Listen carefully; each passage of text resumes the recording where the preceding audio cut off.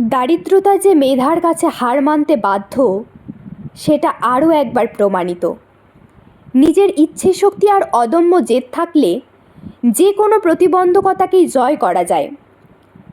যে সমাজে আজও অনেকের কাছে কন্যা সন্তান মানে শুধুই বোঝা, সেই সমাজে রাখির মতো মেয়েরা বারবার নিজেদের দক্ষতা, প্রতিভা ও কৃতিত্বের স্বাক্ষর রাখে। নানান অজুহাতে যারা ছিটকে যায় সমাজের মূল স্রোত থেকে, তাদের চোখে আঙুল দিয়ে দেখিয়ে দিয়েছে রাখি বর্মন। নিম্নবিত্ত পরিবারের রাখি বর্মন দেখিয়ে দিয়েছে পরিশ্রমের কোনো বিকল্প নেই।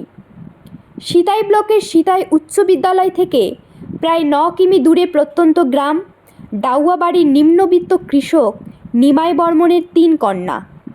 তাদের মধ্যে বড় রাখি বর্মন, মা পূর্ণিমা বর্মন গৃহবধূ।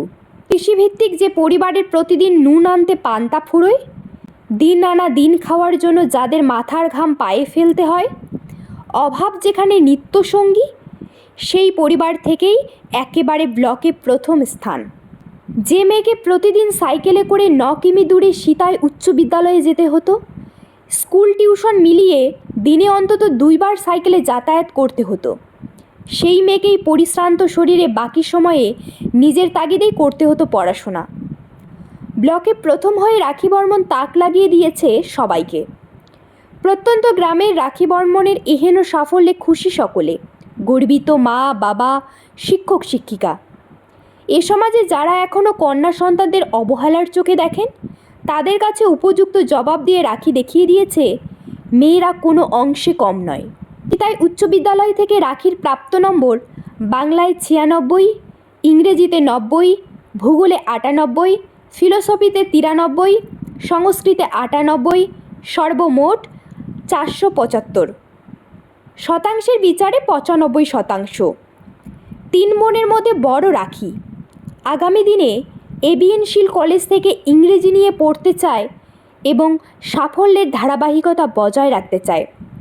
ভবিষ্যতে সে ইংরেজি সাহিত্যের উপর গবেষণা করতে চায়, হতে চায় সমাজের একজন। তবে অভাব অনটনের মধ্য দিয়ে রাখির স্বপ্ন কতটা সফল হবে তা নিয়ে চিন্তিত রাখি বর্মন। কৃষি নির্ভর পরিবারের বাবা নিমাই বর্মনের কথায়, মেয়ের ভবিষ্যৎ পড়াশোনায় রাজ্য সরকারের পক্ষ থেকে কোনো প্রকার সাহায্য পেলে তার কাছে কাজটা অনেক সহজ হয়ে উঠবে। নিজের সাফল্যের কথা বলতে গিয়ে রাখি জানায়, প্রতিদিন স্কুল ও টিউশনের জন্য দীর্ঘ পথ সাইকেল নিয়ে জার্নি করাতে অনেকটা বেশি পরিশ্রম করতে হয়েছে।